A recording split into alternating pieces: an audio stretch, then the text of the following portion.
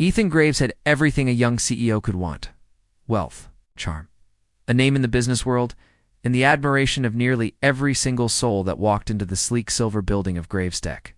At just 31, he was already featured in Forbes, and invitations to exclusive galas, charity auctions, and lavish dances were just part of his weekly calendar. People didn't just respect him, they envied him. But behind all the suits and success was a man who watched the world through slightly tired eyes. A man who noticed what others didn't, and that's how he saw her Amara. Amara Dawson was the assistant no one remembered entering the office. Quiet, reserved, and dressed in plain skirts and neatly pressed blouses. She was the ghost that kept Ethan's life running behind the scenes. While others flaunted and boasted, she typed quietly, took notes diligently, and ensured his calendar was always flawless.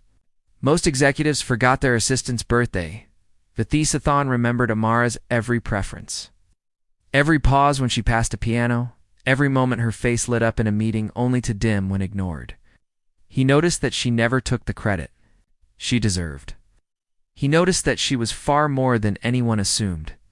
So when the annual Graves Tech charity ball came around, an elite event where guests flaunted diamonds and designer gownsathon did something no one expected, he walked into the break room while Amara was sipping tea from a cracked mug and said, in his smooth but gentle tone, "Would you come to the ball with me, Amara?"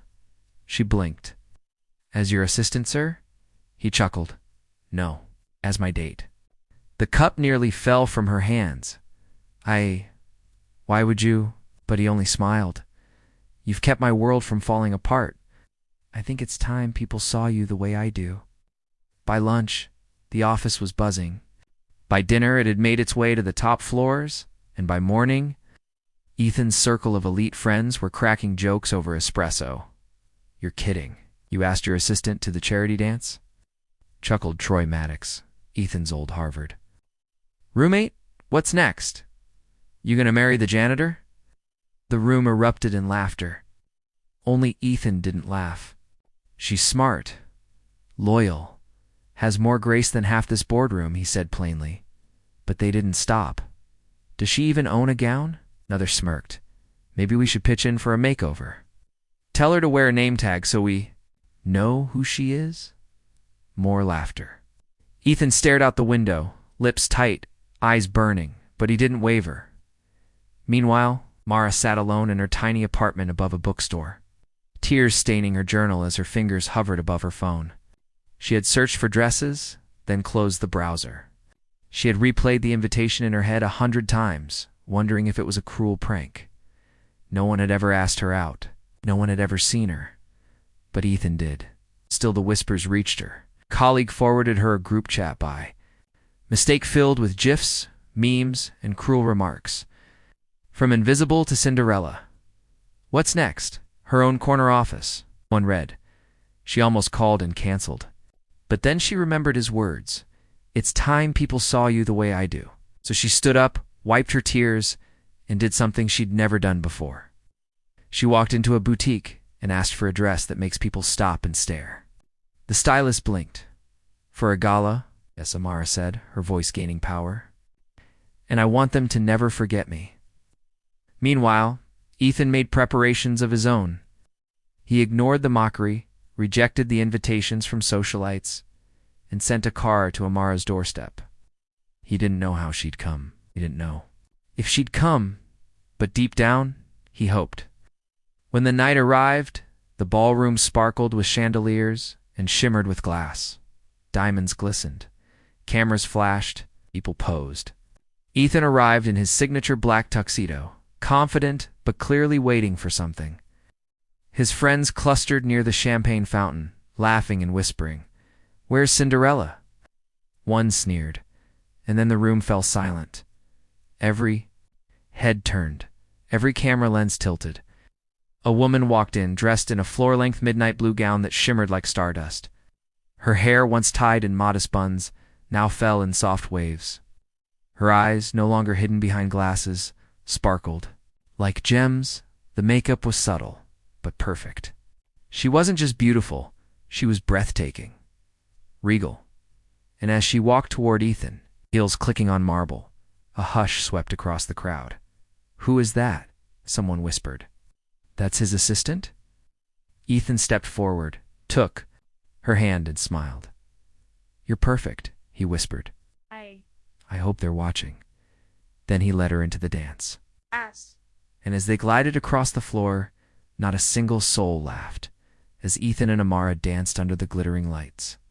The room began to change. The smirks vanished. The whispers faded.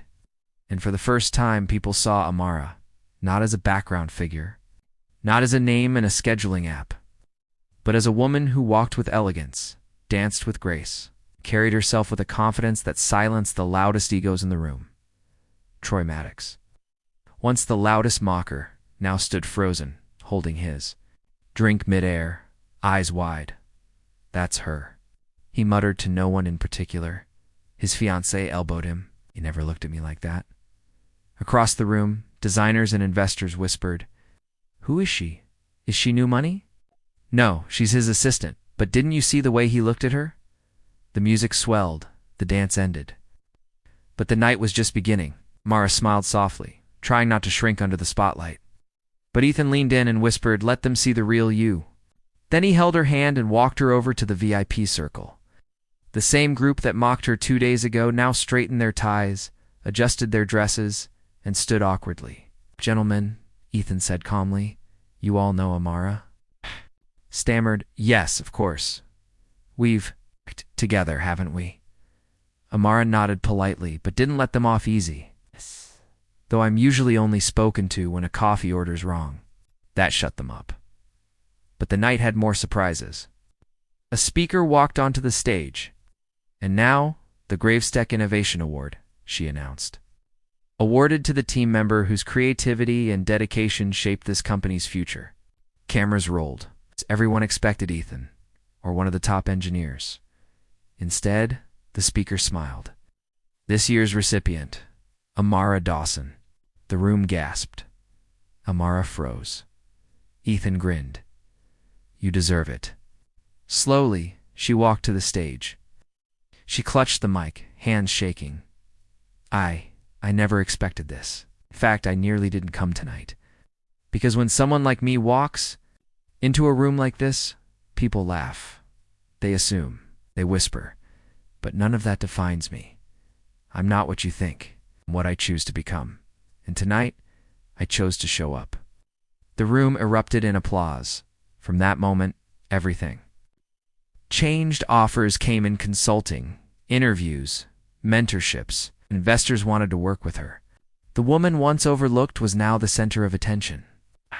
And Ethan, he never let go of her hand. Later that night, they stood on the balcony under the stars. "You knew this would happen," she said softly. He chuckled. "I didn't know. I hoped." "Why me?" she whispered. "Because while everyone else tried to shine for the world, you were the only one who shone in silence. You made me better." Her eyes filled with tears. "You changed my life." He shook his head. "You just needed someone to open the curtain. You changed your life." A month later, Amara wasn't just an assistant. She was promoted to creative director at Ethan's friends. Many apologized. Some tried to befriend her. Others faded away. But none could forget what happened the night she walked into that ballroom.